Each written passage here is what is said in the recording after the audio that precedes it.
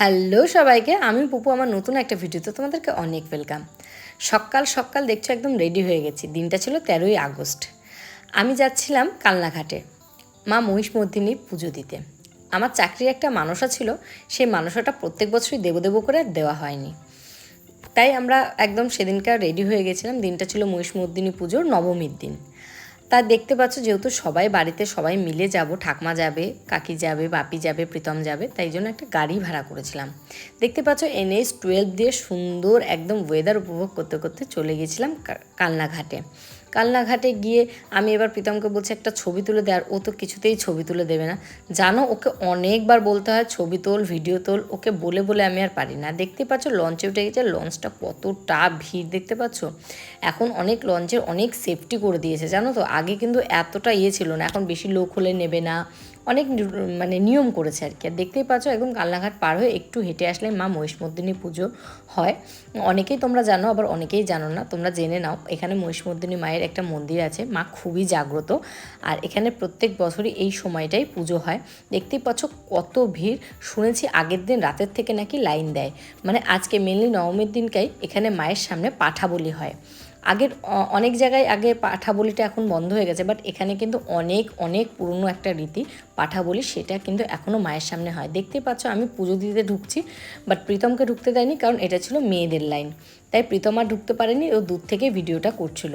এবার আমি বাপিকে বললাম, বাপি তুমি সেকেন্ড লাইন দিয়ে আসো, প্রীতম বাইরেই দাঁড়াক। প্রীতমের যেহেতু ঠাকমা মারা গেছে, প্রীতম কিন্তু পুজো দেবে না, তাই প্রীতম বাইরেই দাঁড়িয়েছিল। এবং পরে আমি প্রীতমের থেকে ফোনটা নিয়ে আসলাম তোমাদের সাথে মায়ের মনোমুগ্ধকর রূপটা আমি শেয়ার করবো বলে।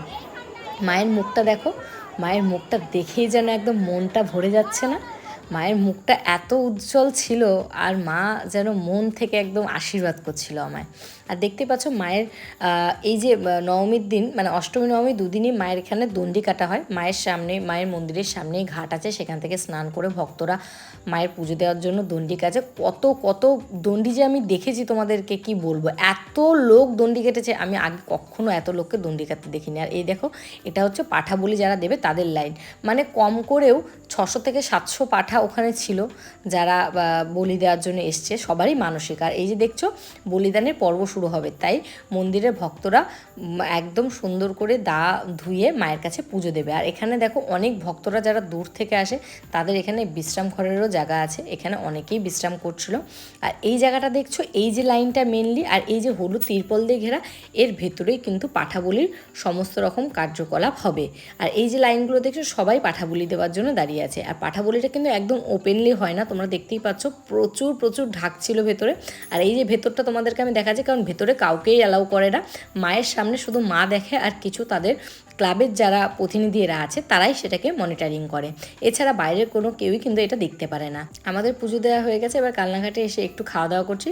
মানে মামা এসেছিলো, মামি এসেছিলো খাবার নিয়ে, তাই ওরা খাচ্ছে। আমি যেহেতু খাবো না কিছু, আমি বাড়িতে গিয়ে একবারে প্রসাদ খাবো, প্রসাদ খেয়ে জল খাবো, তাই ওরা একটু খাওয়া দাওয়া করছে। আর এদিকে আমার ভাইকে দেখো পাগলের মতো জামা খুলে হাওয়া খাচ্ছে। তোমরা জানিও ভিডিওটা কেমন লাগলো। দেখা হচ্ছে খুব তাড়াতাড়ি নতুন কোনো ভিডিওর সাথে। ততক্ষণের জন্য টাটা।